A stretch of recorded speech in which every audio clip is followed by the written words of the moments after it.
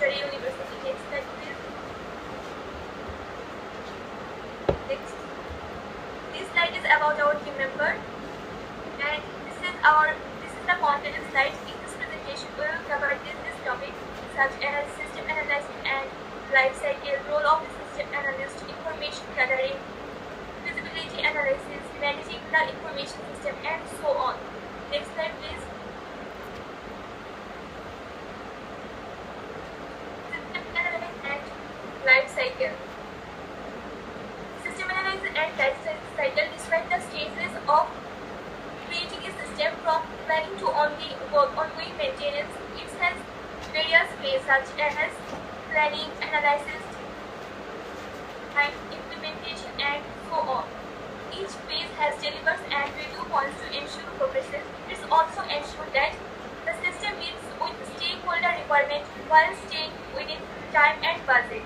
For example, under this smart course registration system lifecycle including the planning, prototypes, and user integrations. Next slide, please. This slide is about role of a system analyst. System analyst bridges the gap between the users and the technical team. They ensure the system meets with users.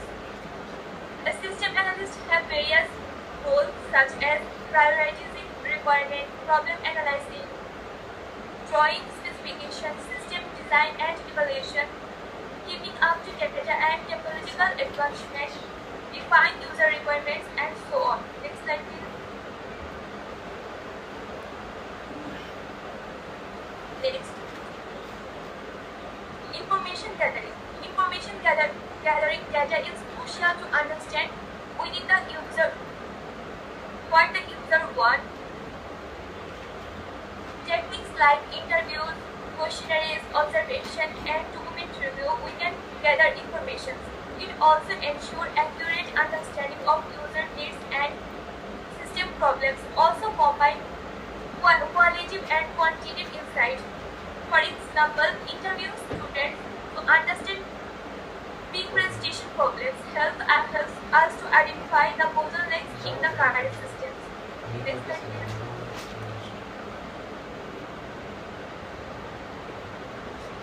Next slide, please. Data flow diagram. Data flow diagram is a graphical tool to map how data moves within the systems. There are many kinds of data flow diagrams such as level 0, level 1, and so on. Level 0 is a context diagram. It's about a high-level overview, and level 1 is describe detailed breakdown of processes. It shows processes, data stores, and external entities. There is a graphical representation of Smart University Course Registration data TFT.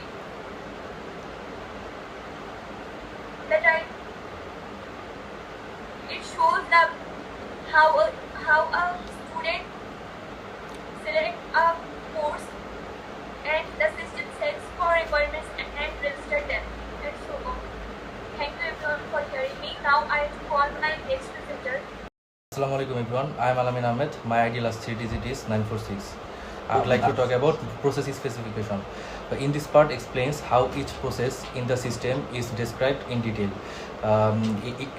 and also calculations so developers can use it as a blueprint.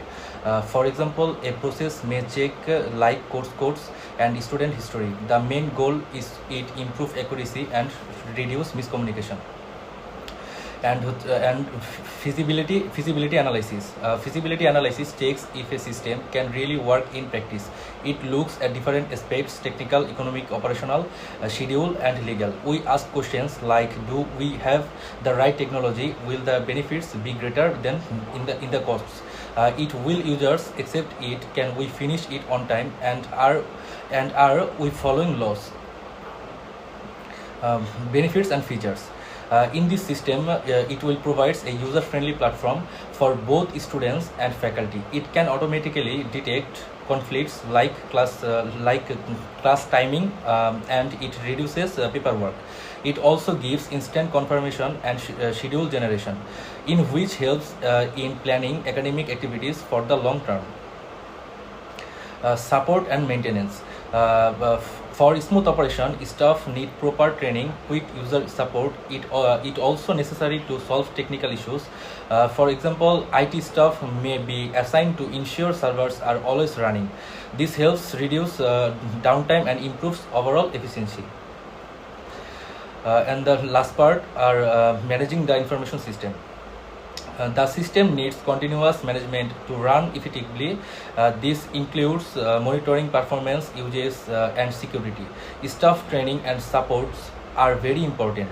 Just like before, IT staff play a key role in maintaining uptime. In the long run, this helps achieve of in this system. That's all from me. Now I would like to invite my next team member. Hello everyone, Assalamu alaikum. I'm Mohammad Arafat Hossain. The last digit of my ID is 948. Today I'm going to talk about Smart University Course Management System. First of all, we have to talk about data input method design. Design forms interface to minimize errors and improve usability. Use drop downs, validation check, and autofill options. Support multiple devices as like desktops, mobiles. For example, auto-suggest courses as student types in search box improves speed and accuracy in registration. On the other hand, the data output method design. Outputs include schedules, payment, receipt, and course list. Formats: on-screen display, downloadables PDF, email, confirmations should be timely, clear, and relevant. For example, email notification when student is successfully registered, customizable reports for administrators. Here the system testing. Ensure system meets all factorials and non-functional requirements types, units, integration, system, user acceptance testing. For example, test if register course works without errors, prevents failures post developments. Involves and users for analytics feedbacks. Error handling and validation. Prevent mistakes in courses selection or fee submission. For example, the system alerts a student if they enter a invalid course code during registration. On the other example, the system prevents registration if a student selects two courses scheduled at the same time. The information security and cybercrime. Protects sensitive data from unauthorized access. Use encryption, firewalls, and access control. Train users about phishing and malware. For example, restrict admin portal access via secure login. Cybercrimes including hacking, theft, and ransomware attacks. Thank you everyone. That's all from me. Now I would like to welcome my next team member. Assalamu alaikum. I'm Muhammad Saifuddin Shobhun.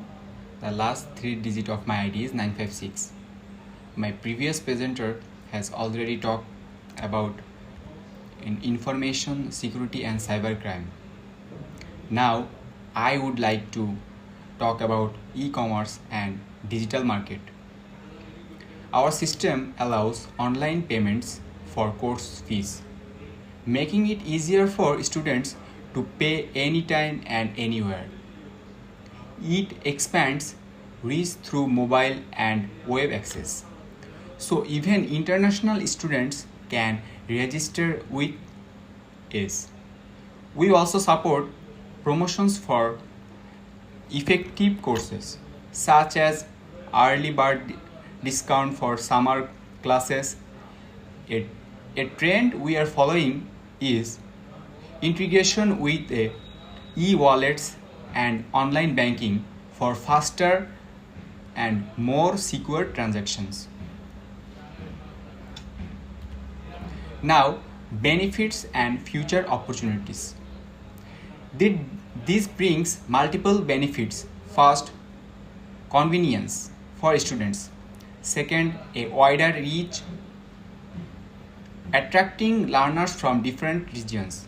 Third, personalization through targeted ads and course recommendations. It also gives us analytics and insights to track enrollments, trends, and student interests. Looking ahead, we plan to add AI-powered chatbots to assist with course inquiries and enrollment support. Now, system maintenance. To keep our system reliable, we carry out 4 types of maintenance. Corrective, fixing errors after launch. Adaptive, updating features to meet new needs. Perfective, improving existing features. Preventive, reducing risk before they occur.